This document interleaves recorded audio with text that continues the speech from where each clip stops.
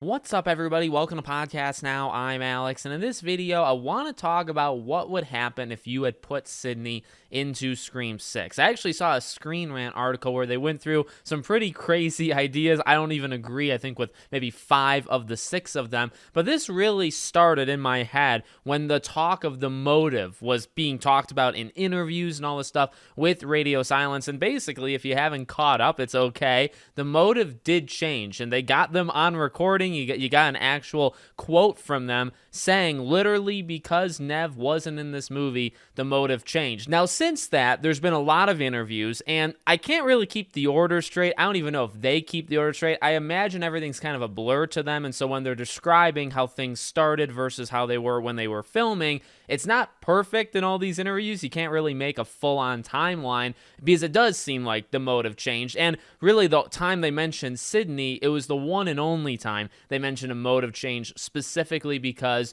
Nev wasn't in the movie. The rest of the time they talk about the motive change, it's just the motive was changed. So what would Sidney have done for this movie? Well, I've talked a lot about it, and I think people have thrown it out there, and they've kind of contradicted it, that I believe some of the lines Kirby has, or even some of the things Kirby does, could be tied to Sidney. I guess the first question I'd like to ask, and I'll try to walk myself through it, and you can let me know in the comments, would Sidney have been a part of the final act? So I kind of go back and forth on this because initial feeling is yes, I do think she'd be part of the final act. I also think the way that Kirby knocks the TV over, kills Ethan, I feel like if Sidney was in the movie, you would have given it to her. Now, they've gone on record. I want to make sure I'm saying this, kind of play devil's advocate on myself, all this stuff. They've talked about how, a lot of this stuff doesn't change or didn't change because Nev wasn't in it. The way they've gone about it, and because people have almost asked them that specific question, did you load off things, like things Sidney would do or lines she would have, did you give those to other characters? And they have flat out said no. Now, again, sometimes their stories get a little crisscrossed, so I don't know how much they're telling the truth. I'd like to believe that, but the whole Kirby thing pushing the TV, I love that scene. We've talked about it a lot when we've talked about the ending. I'm not saying it doesn't work with Kirby. I think it's awesome. I think her line delivery, Hayden, is phenomenal. I just feel like, considering Sidney did it the first time, for her to do it a second time, to then also have a part in it, right? Because honestly, I don't think she would be shot multiple times from Detective Bailey. I don't think she would get stabbed. I think, the stabbing in the exact same spot that Kirby already got stabbed in, I think that was purposeful, right? So I'd like to imagine from the beginning, they expected Kirby to be in that final act. Whereas Gale, and we're going to bring this up, right? Because you had the two options. Sidney could be in the final act, which would then put her with Kirby. And I'd like to assume you could have had Sidney and Kirby in the final act and it would have been okay. Or you could have offloaded her and said, okay, well, she's not going to be in it like Gale wasn't in it. But then it's like, okay, well, what would you let her do in the final act? I think the TV makes a lot of sense. I don't really know what else you would want her to do, especially because then you'd have to start considering it would take away from Kirby. I mean, that alone takes away from Kirby, right? Kirby stands on her own besides the TV push-off, but if you take that away, that is a big thing, and maybe you take away more of it. Also, if the motive literally was connected to Sidney, at least in some way. Now, I've seen back and forth comments on this where you could read too much into it. And I want to make sure right now I'm setting the record straight. I'm not saying like the entire thing, like the whole idea of this movie was all about Sidney, and then when Nev, dropped out, they had to shift it to Sam. I've seen pretty good suggestions of people where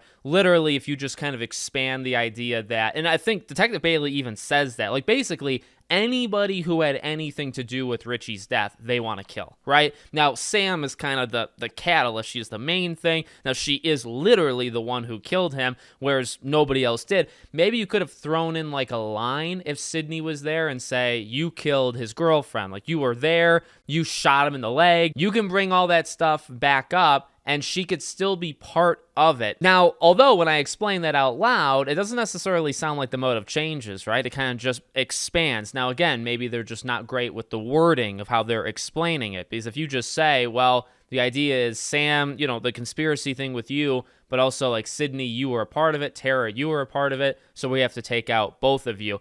I don't know how that necessarily changes the motive. There was the idea that they've talked about with the motive change that originally it was going to be just like a vigilante thing, which again, like, didn't we kind of call that where it's a killer or killer group that's literally just trying to look out for. Now, we were a little off, right? Basically, it was that these killers knew or they believe themselves that Sam actually did that stuff, so they're taking it in their own hands to kill Sam. And I mean, that's somewhat close to what we were talking about. Now, how does that, like, if you did that, how would that factor into Sidney?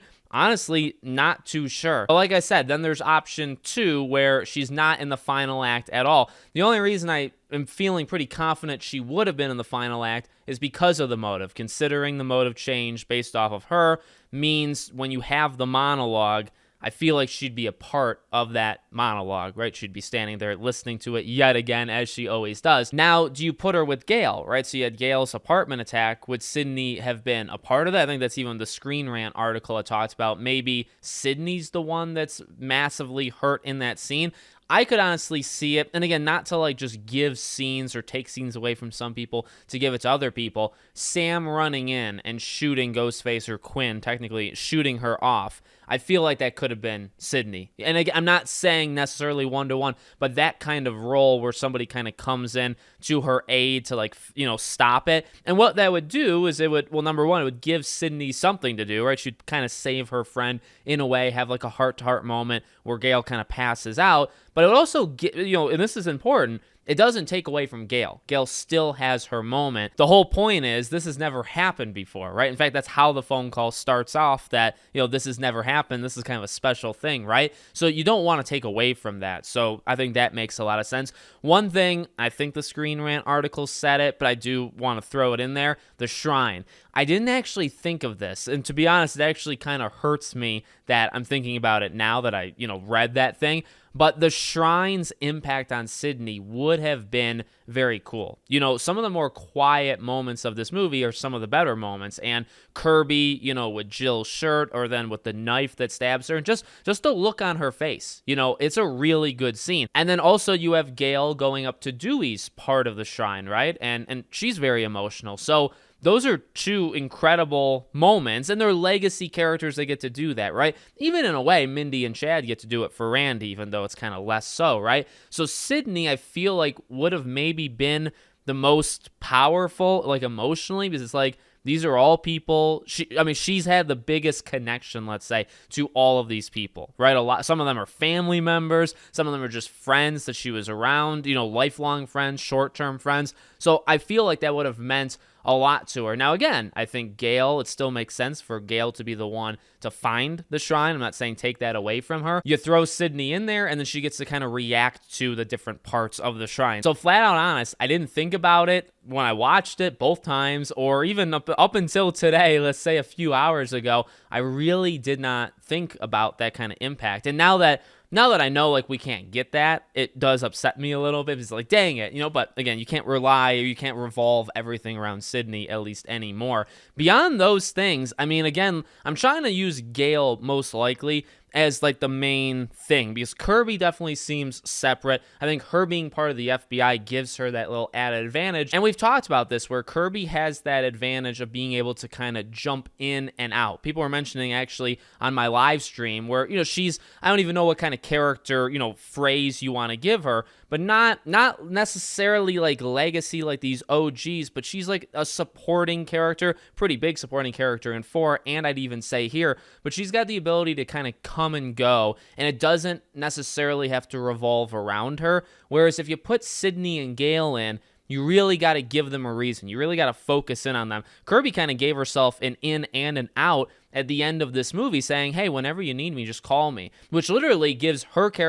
Hayden the ability to say, hey, if I'm needed for a movie, if you want me, if the salary works, if you think you can put me in it, put me in it. If you can't, you can't, but I can come in and out. And I think that's what gives Kirby that advantage that Sidney and Gale don't have. So when I think to what Sidney could have provided to this movie, to be honest, even like her own kind of scenes, like maybe she's the one that has the conversation with Tara. I feel like that makes a lot of sense. I really like the Kirby conversation with Tara. I think that could have been Sidney because Kirby and Sidney share a little bit of a lineage in that way, right? So it's sad maybe that a lot of the scenes I want to give Sidney are either like an addition to the Gale scene, like swap Sam out for Sidney, or just swapping them in general. Take scenes, take lines from Kirby, and give it to Sidney. But although they say that wouldn't have happened, I mean, yeah, you have to either believe them at face value or you don't, right? And I don't know. I really don't know, actually, what to trust. I guess the beauty of it is we'll never know. So we can kind of go off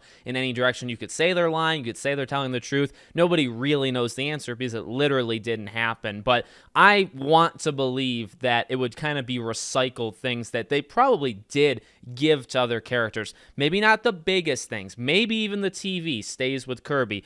I assume very heavily the Gale sequence is the Gale sequence. You don't swap that out for Sidney just because, right? Or when Nev drops out, you gave that to Gale. I don't think so. So ultimately, I do believe, I will say this, I believe them in the larger scope when they say the movie was the movie, right? The bird's eye view was always the same. It was always on this core four family. It was always a family versus another family. I totally believe that because even what I'm describing of this extra stuff is really not all that much. And I do believe that's probably what Sidney would have gotten. But let me know what you guys think in the comments. What do you think would have changed? What role she would have played if she was in it? Let me know. Make sure, as always, you're subscribed, bell icon turned on, and I hope to see you all on the next video.